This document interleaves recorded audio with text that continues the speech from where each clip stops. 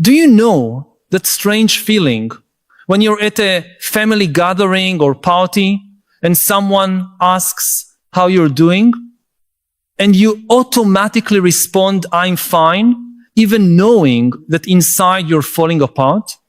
That forced smile you paste on your face while your mind screams that nothing, absolutely nothing, is okay?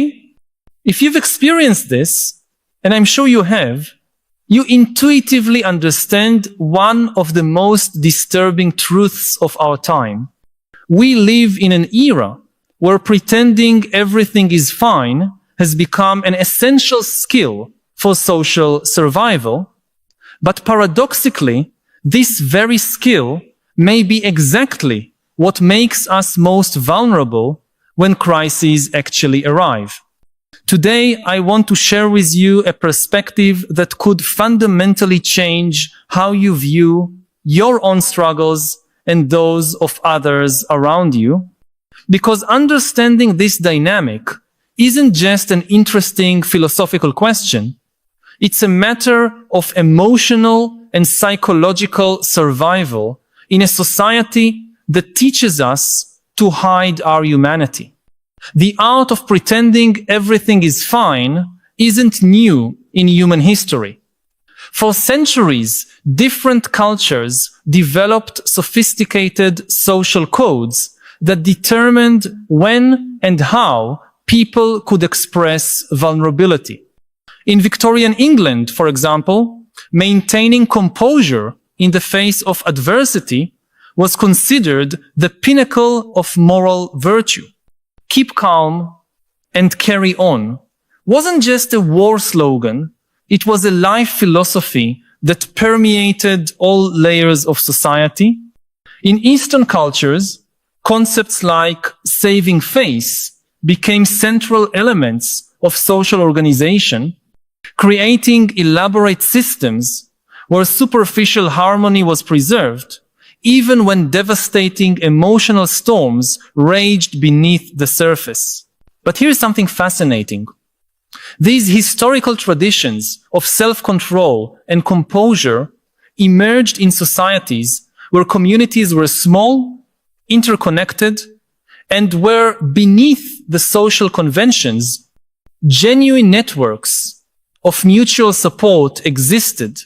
The grandmother knew when her grandson was suffering, even if he didn't say anything. The neighbor noticed when the family next door was going through difficulties. Even if nobody spoke about it openly, there was a tacit collective wisdom that allowed people's real emotional lives to be recognized and cared for, even when it wasn't explicitly articulated. What happened in our era is something completely different and much more dangerous. We took this tradition of self-control and transplanted it into a totally new context. A mass society, digitally hyper-connected, but emotionally fragmented, where millions of people live in relative isolation, surrounded by hundreds of superficial connections, but deprived of the deep support networks that made traditional self-control sustainable. The result is a distorted form of being fine that's no longer a community virtue, but rather a desperate solitary performance. When you post a smiling photo on Instagram, while inside you feel completely lost, you're not practicing self-control in the traditional sense. You're participating in a collective theater of denial where everyone pretends that nobody is pretending. It's as if all of society has tacitly agreed to participate in a shared illusion that everyone is thriving, everyone is happy, everyone is living their best life. When the reality is that a significant portion of people are struggling against anxiety, depression, loneliness, and a deep sense of inadequacy that can never be publicly admitted. Technology hasn't just amplified this dynamic, it has transformed it into a relentless machine of social comparison and pressure for performance. Your grandparents might have had to maintain composure in front of 10 or 20 people in their daily social interactions. You have to maintain composure in front of hundreds of people who follow your life through multiple digital platforms. 24 hours a day, 7 days a week. Every photo you don't post, every story you don't share, every moment of happiness you don't document becomes potential evidence that maybe you're not living fully.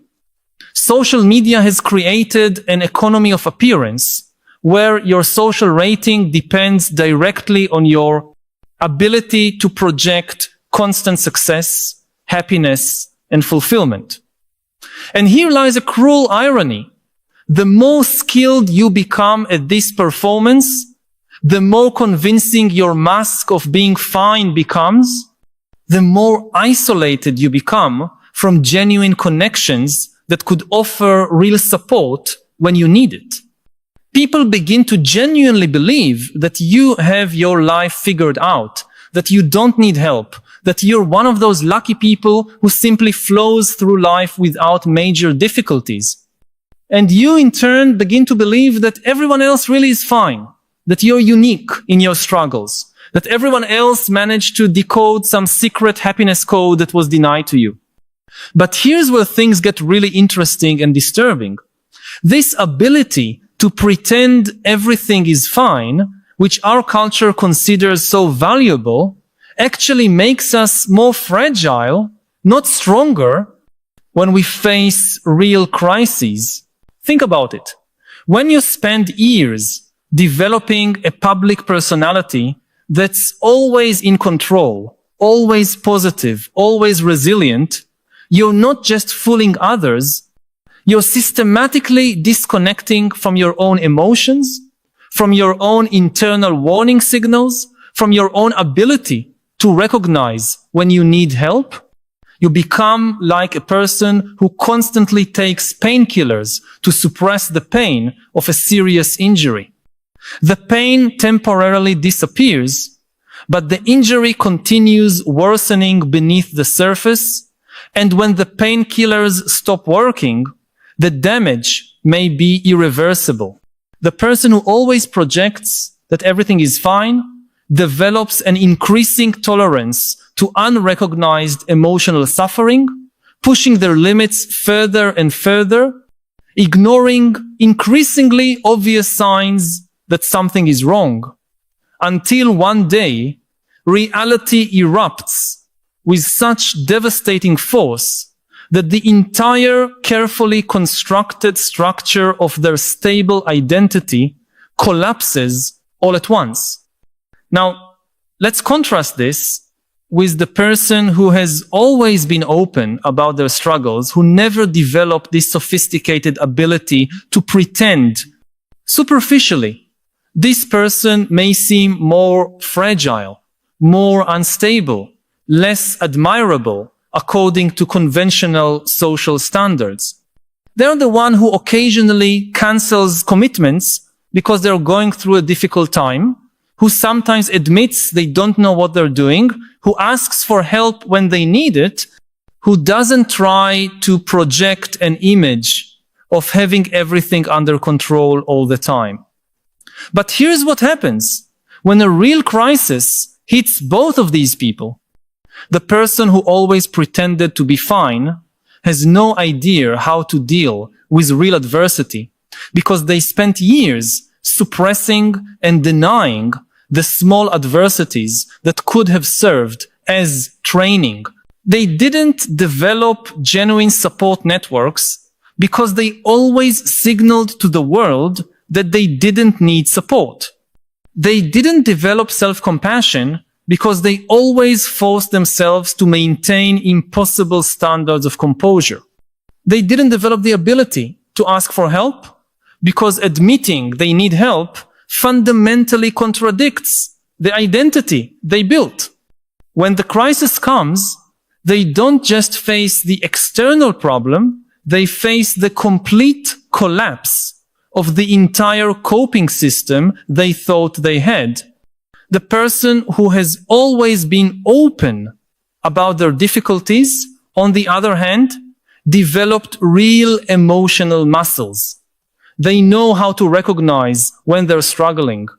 They know how to articulate what they're feeling. They have practice asking for and receiving support. They built relationships based on mutual authenticity, where people know and care for them, not despite their imperfections, but including their imperfections. When the crisis comes, they have real tools, not just masks. They have an emotional safety net that was tested in smaller storms and proved reliable. They have a healthy relationship with their own vulnerability, so the crisis doesn't shake the foundations of who they think they are. Paradoxically, the person who always seemed less stable proves more resilient when true instability emerges. I want to pause for a moment to ask you something directly. When was the last time you honestly told someone you weren't okay? When was the last time you lowered your guard and admitted you were struggling with something real? If you're trying to remember and can't find a recent example, maybe that explains that persistent feeling of isolation you carry even when you're surrounded by people. I know it can be scary to imagine being more vulnerable in a world that seems to punish vulnerability, but consider this. Maybe what you're calling protection is actually a prison.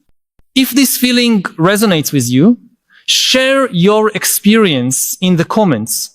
It can be as simple as writing, "I also pretend everything is fine when," and completing it with your own experience.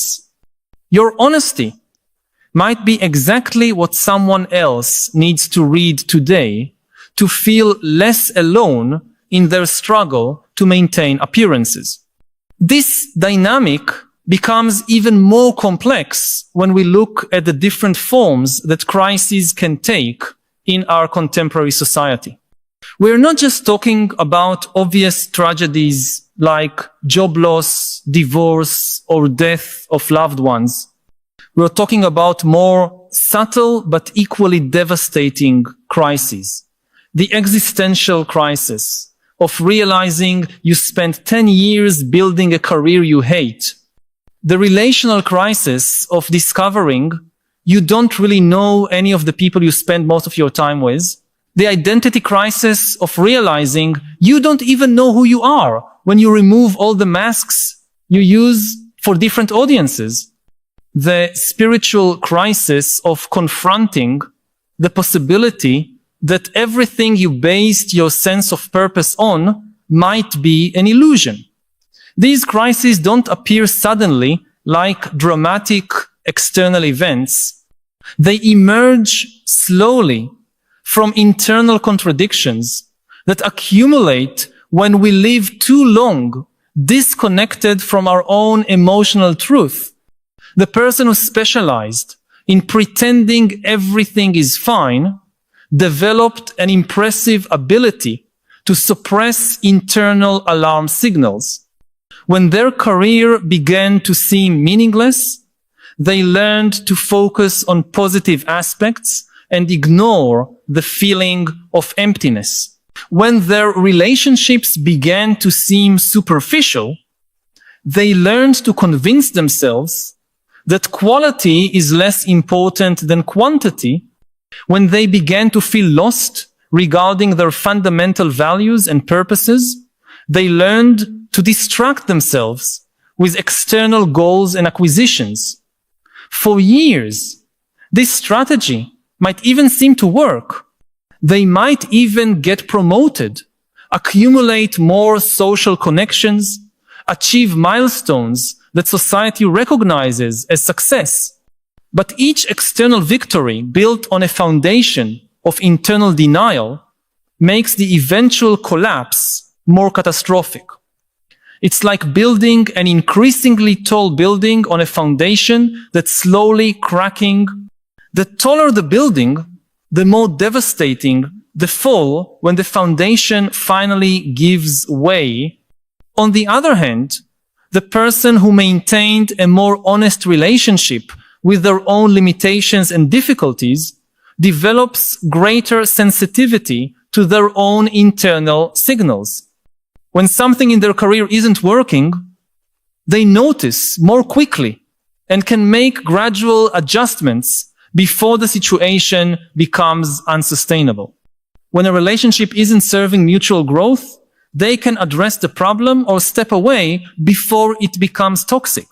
When they notice they're losing touch with their values, they can seek help or make changes before the disconnection becomes a complete existential crisis.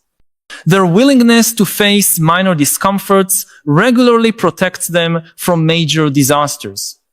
It's like doing regular preventive maintenance instead of waiting for the engine to explode.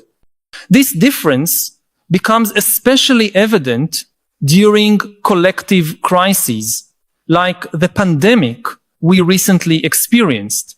During lockdowns, we saw two very distinct responses emerge. There were people who, from the beginning, admitted they were struggling, that the situation was difficult, that they felt anxious, lonely, or overwhelmed.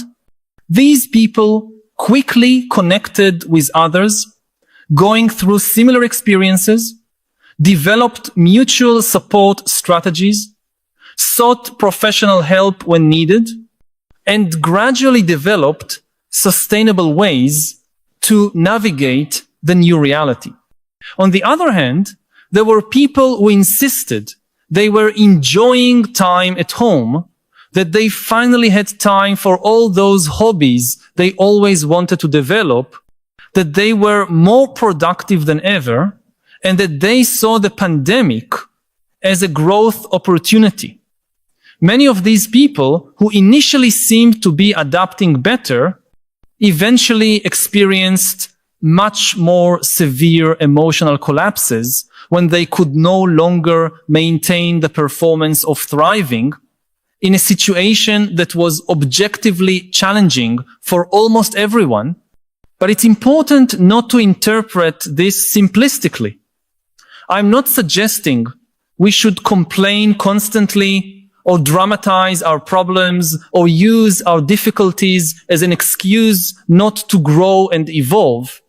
The issue isn't choosing between being pathologically positive or pathologically negative.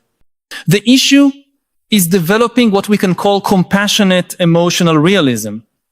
The ability to recognize and validate our real emotional experience, including the difficult parts, without identifying completely with that experience or allowing it to completely define our possibilities. It's the difference between saying, I'm going through a difficult time, and that's normal and human, versus I'm a person who always has problems, or I should always be happy, and if I'm not, it's because there is something fundamentally wrong with me.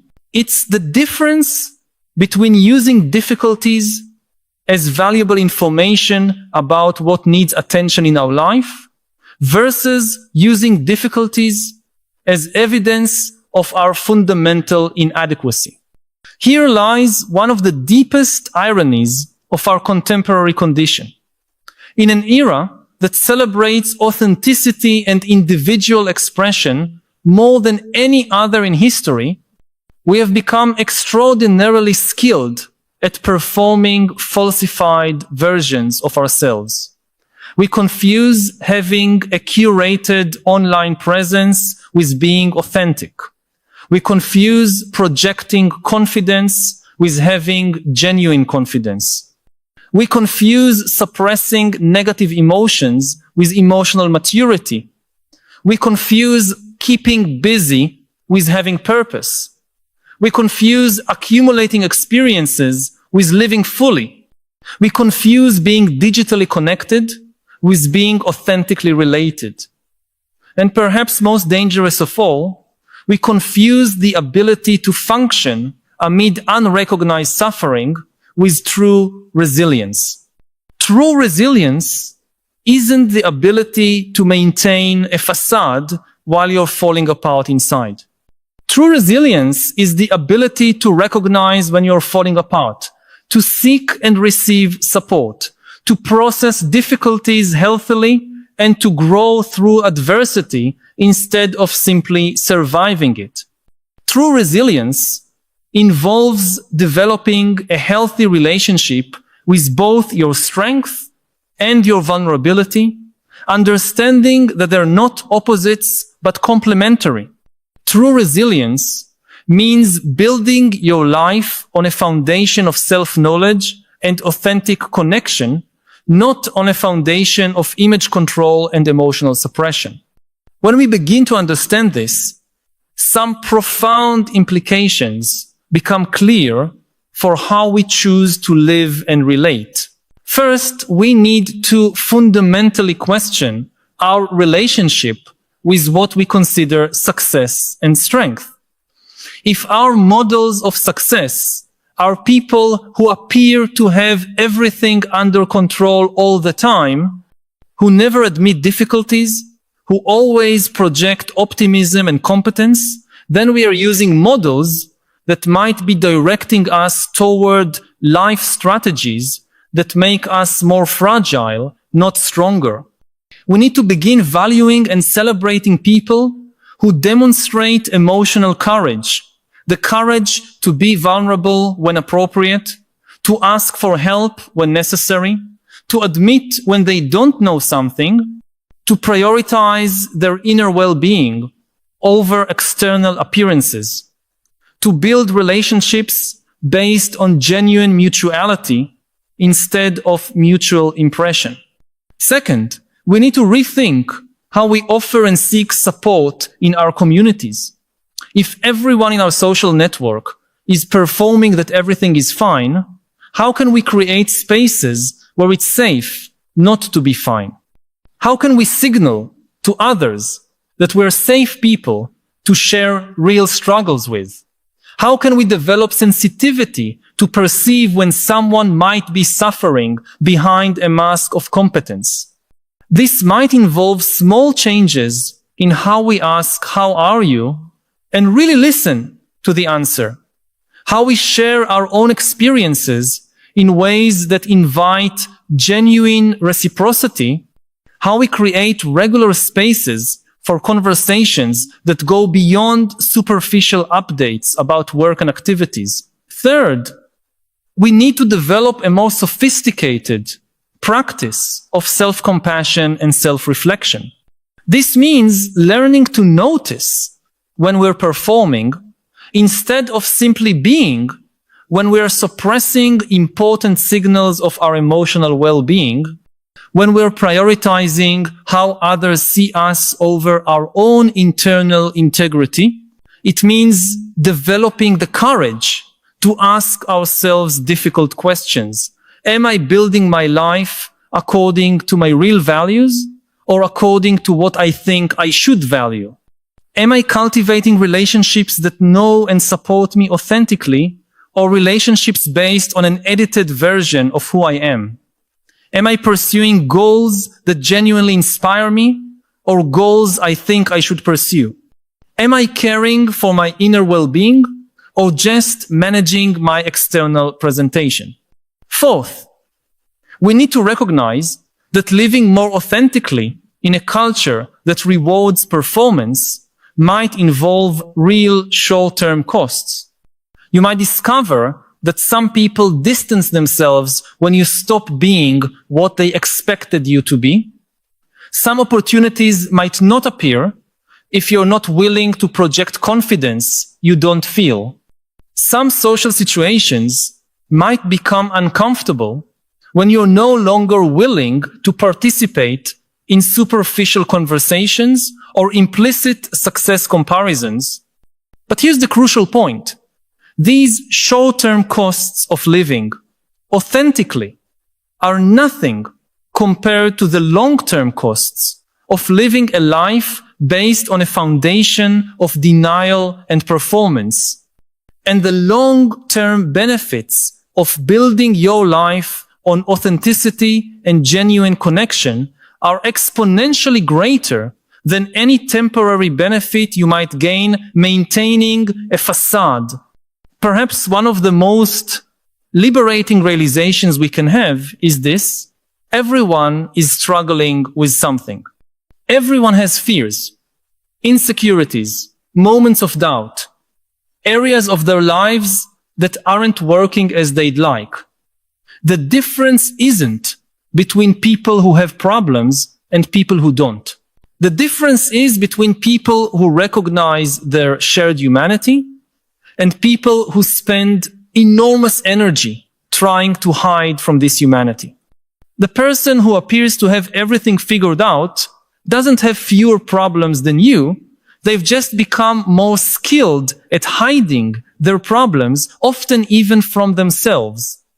And as we've seen, this ability to hide problems, while socially valued, can be a significant risk factor for future crises. This doesn't mean we should delight in suffering or use our difficulties as a central identity. It means we should stop treating emotional difficulties as moral failures and start treating them as valuable information about our human experience. It means we should stop aspiring to impossible invulnerability and start cultivating courageous vulnerability.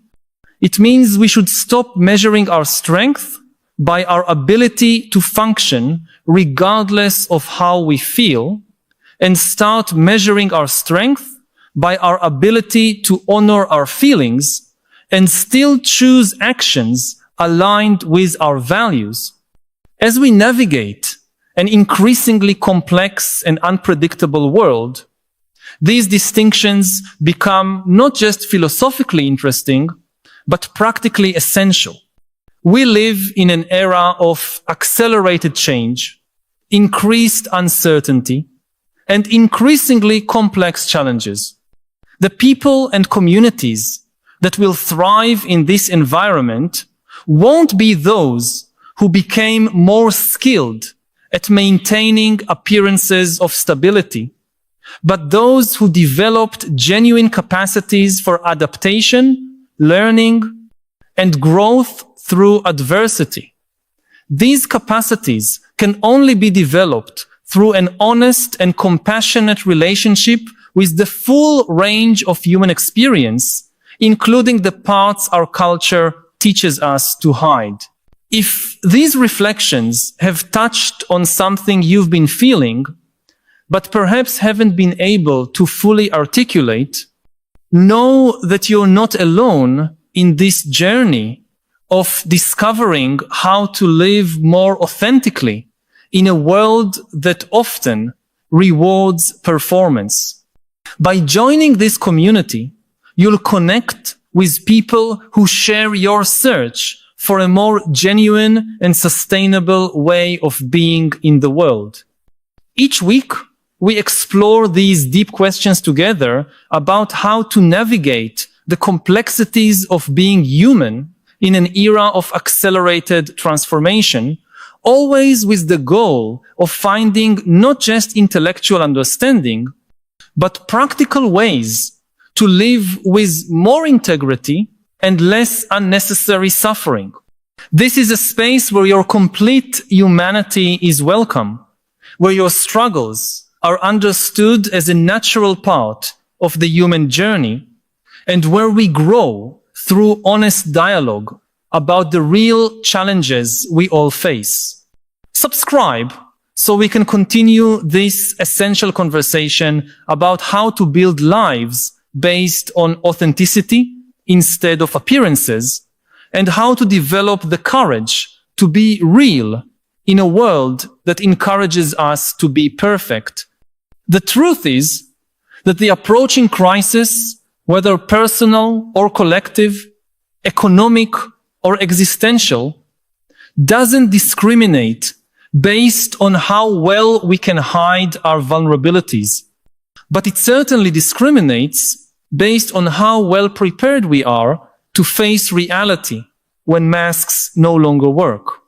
And the most valuable preparation we can do doesn't involve building more sophisticated defenses against human difficulty, but rather developing a greater capacity to be present with human difficulty in a way that allows us to grow through it instead of simply surviving it.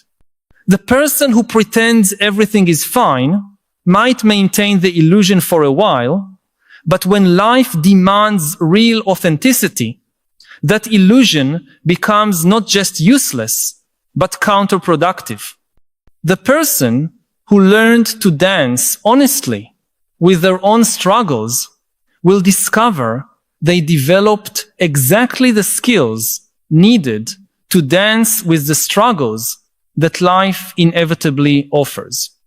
And in that dance, they find not just survival, but a form of beauty and meaning that could never emerge from a performance, however convincing it might be. Writing history is somewhere in between kind of science and art. To write a history book, it's not an equation. You need to tell stories. So I also, to some extent, I see myself as an artist. And I don't know if I'll still be writing books in 5 years or 10 years, because maybe by the 2030s, AIs will write books like Sapiens and Nexus so much better than me that it will be kind of almost meaningless for a human being to engage in that. The amount of information that I can